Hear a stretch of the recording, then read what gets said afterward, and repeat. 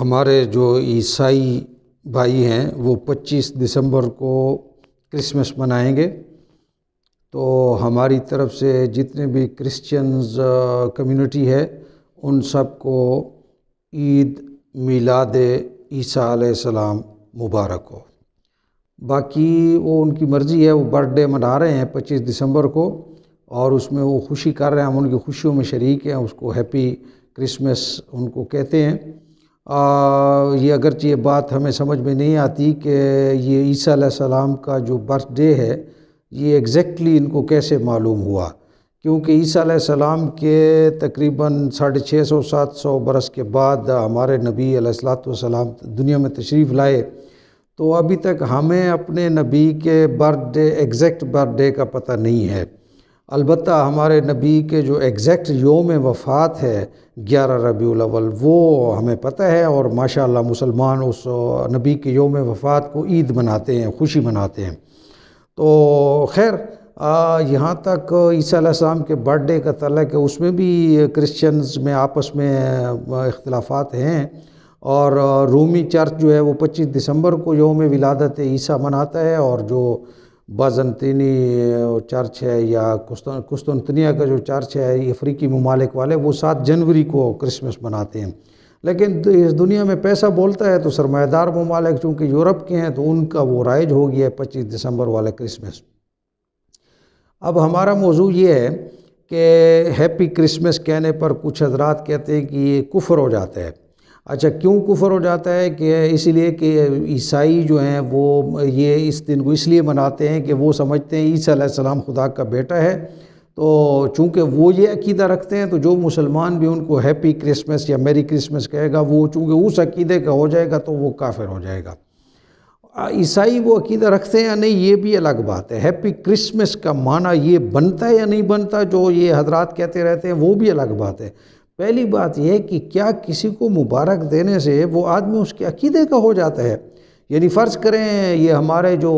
عید میلاد النبی کا آج کل حکمرانوں کی وجہ سے بڑا پاکستان میں فیشن بن گیا ہے، تو حالانکہ یہ تو بریلوی حضرات کی اختراع ہے، اور وہ بریلوی حضرات جو ہیں وہ حضور صلی اللہ علیہ وسلم کے جشن میلاد کا چونکہ بلیک میل کرتے تھے دوسرے مسلمانوں کو کہ آج تو جہاں میں سارے خوشیاں منا رہے ہیں سوائے ابلیس کے، یعنی جو مسلمان عید میلاد النبی نہ منائے وہ ابلیس ہے، تو یہ اتنا عام کر دیا کہ ڈر کے مارے سب جو ہے نا وہ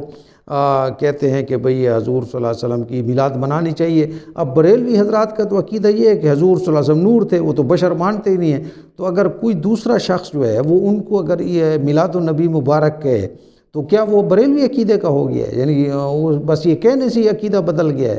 یا مثال کے طور پر امریکی صدر مسلمانوں کو بلا کر جب وہ عید مبارک کہتے ہیں تو کیا وہ مسلمان ہونے کے لیے وہ بات کہہ رہا ہوتا ہے؟ کسی کو مبارک دینا یا اگلا یہ سمجھ رہا ہوتا ہے کہ میرے مذہب میں داخل ہو رہا ہے؟ پہلے تو یہ بڑی لاجیکل سی بات ہے۔ دوسری بات یہ ہے کہ اگر وہ میلاد عیسیٰ مناتے ہیں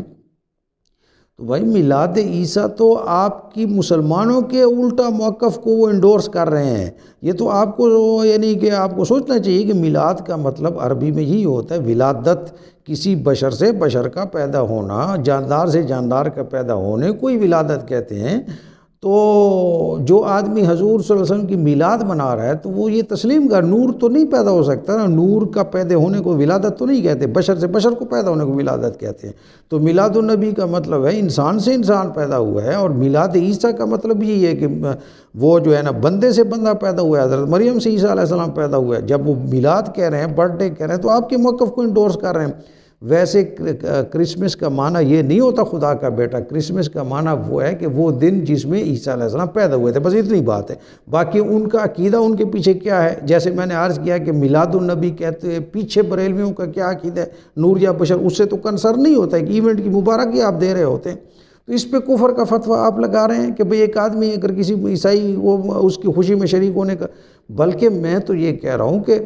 آپ حضرات کو تو الٹا خود یہ منانا چاہیے تھا، آپ کو منانا چاہیے تھا کرسمس۔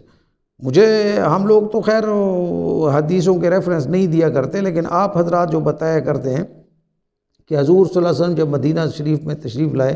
تو یہودی جو ہے محرم کا ایونٹ مناتے تھے، خیرات کرتے تھے، خوشی میں روزہ بھی رکھا کرتے تھے۔ تو حضور صلی اللہ علیہ وسلم نے پوچھا لوگوں سے کہ یہ کیوں ایسا کرتے ہیں؟ تو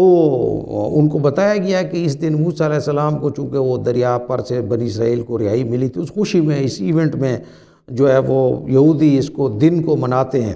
اور سیلیبریٹ کرتے ہیں اور محرم کا روزہ رکھتے ہیں۔ تو حضور صلی اللہ علیہ وسلم نے فرمایا کہ موسیٰ پہ ہمارا حق یہودیوں سے زیادہ ہے، تو وہ اگر خوشی ایک دن کا روزہ رکھتے ہیں تو ہم 2 دن کا روزہ رکھتے ہیں۔ آپ کی کتابوں میں یہ ریفرنس دیے ہوئے ہیں۔ تو بہرحال بات اسی ریشنل کو لیتے ہیں کہ